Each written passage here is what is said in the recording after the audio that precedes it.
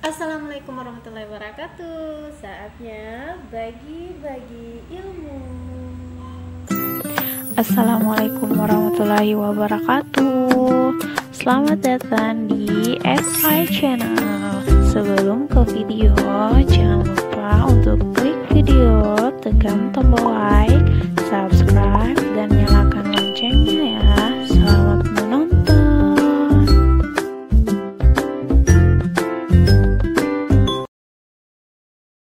Oke, video kali ini saya akan memberikan hal yang perlu kamu ketahui sebelum memilih atau bisa dibilang persiapan sebelum masuk di jurusan kebidanan. Saja yang pertama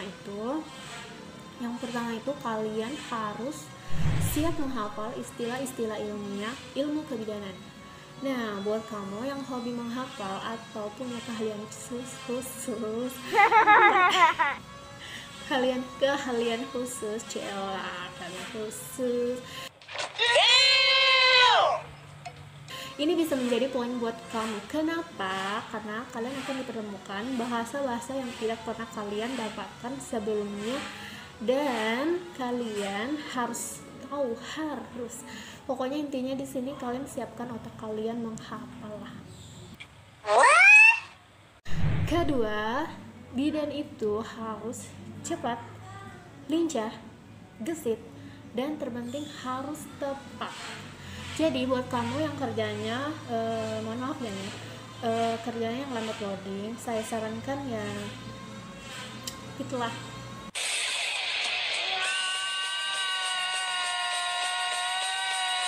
Coba kamu bayangkan jika kalian sedang menolong ibu melahirkan yang sedang sekarat, atau bayinya kalau lama ditangani atau lambat bisa-bisa kamu bermasalah. Apalagi ya yang kamu tangani misalnya kebetulan pasien yang berjurusan sama dengan kamu, jurusan ahli kebidanan juga. Nah, pasti dia juga lihat tuh kerja kamu tuh ya bagaimana ya kan. Misalnya, seharusnya bayi saya ini harusnya ditolong dengan cepat, tapi karena bidannya kerjanya lambat, bayi saya meninggal. Nah, begitulah kira-kira. Nah, yang ketiga, jurusan kebidanan itu tak ringan guys, itu kerja keras dan keuletan. Kalian ingat gak yang pertama tadi harus menghafal ini itu bla bla bla. Jadi kalian ini tuh harus berpayah-payah menghafal anatomi tubuh manusia. Sebelum lagi harus berusaha memahami sistem kerja sel dan syaraf dalam mata kuliah fisiologi. Belum cukup sampai di situ, mahasiswa kebidanan juga wajib mengerjakan asuhan kebidanan ASKEP. Pasti yang kalian sudah merasakan yang namanya ASKEP, asuhan kebidanan ini,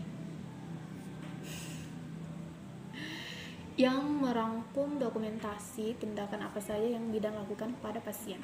Nah, ASKEP ini tidak boleh diketik, harus ditulis tangan. Itu loh masalahnya. Jadi kalian yang hobinya copy paste,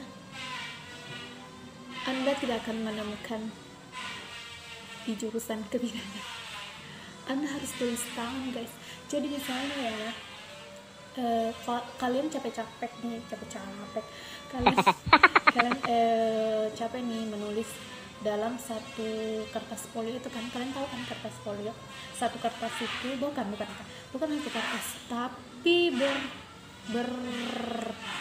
berkertas-kertas 2 lembar 3 lembar ya, tergantung. Kalau misalnya INC, kalau kalian pernah dengar INC bayi, INC itu terpanjang guys.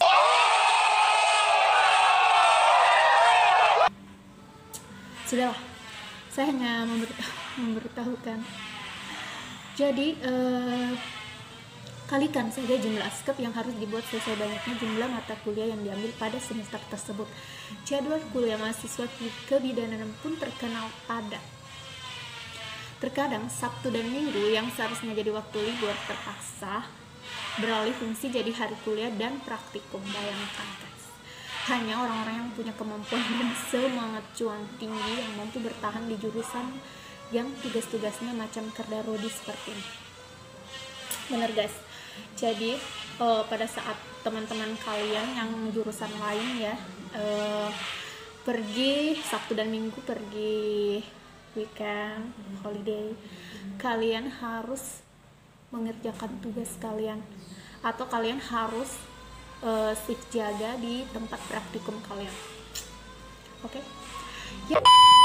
Yang keempat, memilih jurusan kebidanan, kamu akan dibentuk menjadi taat aturan. Nah, jadi buat kamu yang malas taat aturan, saya sarankan memilih jurusan ini. Kenapa? Kalau kamu belajar berusaha, insya Allah kamu akan disulap menjadi taat aturan. Keren. Pendidikan ini jurusan kebidanan tidak hanya terletak di mata kuliah praktikum dan praktik klinisnya saja. Mahasiswa jurusan kebidanan juga diharuskan mengikuti aturan ketat yang dimiliki oleh kampus.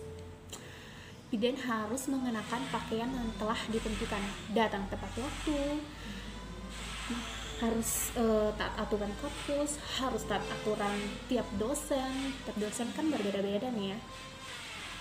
Di beberapa akademi kebidanan bahkan cara menata rambut dan warna kaos kaki juga turut diatur.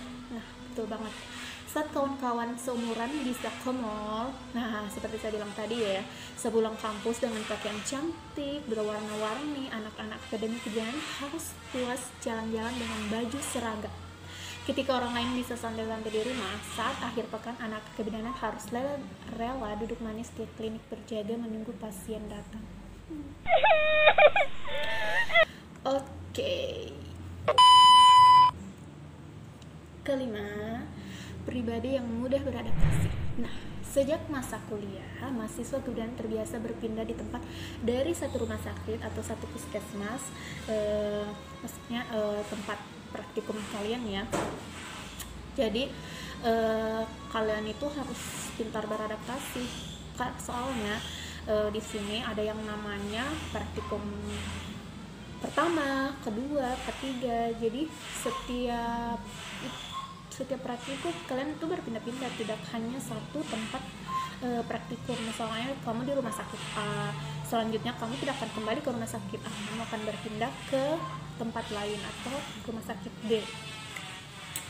Belum lagi nanti saat sudah benar-benar bekerja di tengah masyarakat, mahasiswa kebidanan harus bisa luas bersikap dan mampu membawa diri demi menghadapi tingkah laku pasien yang beragam. Betul banget. Pasien yang beragam, ada yang antagonis, protagonis, kita tidak tahu ya pasien apa yang akan kita dapati karena setiap orang itu memiliki karakter yang berbeda-beda. Yang keenam, bidan dibekali dengan kemampuan mendengar dan kebiasaan untuk berempati. Betul banget. Sebagai petugas medis, terkadang skill dan pengetahuan saja belum cukup. Masih ada hal lain yang lebih penting dalam hubungan antara pasien dan petugas. Bukan hubungan bukan. Misalnya nih ya, pasien ingin curhat. Ada yang di dalam misalnya nih ya, di dalam tenaga medis ada yang namanya konseling. Kalian itu harus mampu mendengar dan membiasakan untuk berempati dan merasakan apa yang dirasakan oleh pasien yang kamu hadapi. Jadi kamu misalnya ada pasien yang curhat ke kamu, bidan, saya ini tidak bisa ini itu, kamu jangan bilang ih bodo amat.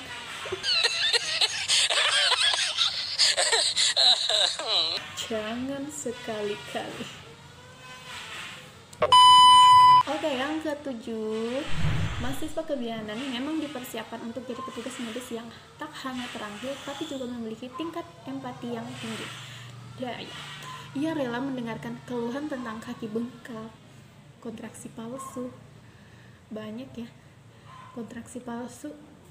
Pasti kalian bertanya, apa sih kontraksi palsu itu? Kalian penasaran? Silahkan masuk di jurusan kebidanan. Oke, yang terakhir, jadi kalian yang memilih jurusan kebidanan, kalian tidak akan rugi, kalian tidak akan menyesal masalah pekerjaan. Karena kenapa? Masa depan bidan juga menjanjikan, sebab bidan kini masih banyak dibutuhkan. Lapangan pekerjaan bagi mereka pun luas, mulai dari bekerja di instansi pemerintah, fasilitas kesehatan swasta, sampai membuka layanan praktik sendiri. Bayangkan, selain menerima gaji dari instansi, mereka juga bisa menawarkan jasa secara pribadi yang tentu berdampak langsung pada meningkatnya penghasilan. Wow. Nah, sekian beberapa perlu kamu ketahui. Sebenarnya sih masih banyak lagi ya. Sebenarnya sih masih banyak lagi yang perlu kamu ketahui, banyak sekali. Tapi kalau kamu masih penasaran yang banyak itu, komen di bawah apakah saya buat part 2-nya, atau komen sekitar video ini, atau mungkin ada yang kamu nonton sudah menjadi bidan. Mungkin ada di antara kamu yang sudah menjadi bidan, coba deh kamu komen. Oke, sekian video kali ini. Jangan lupa subscribe, like, komen, atau kamu bisa share ke teman-teman kamu, keluarga kamu yang hidup menjadi mahasiswa kebidanan. Dan assalamualaikum warahmatullahi wabarakatuh.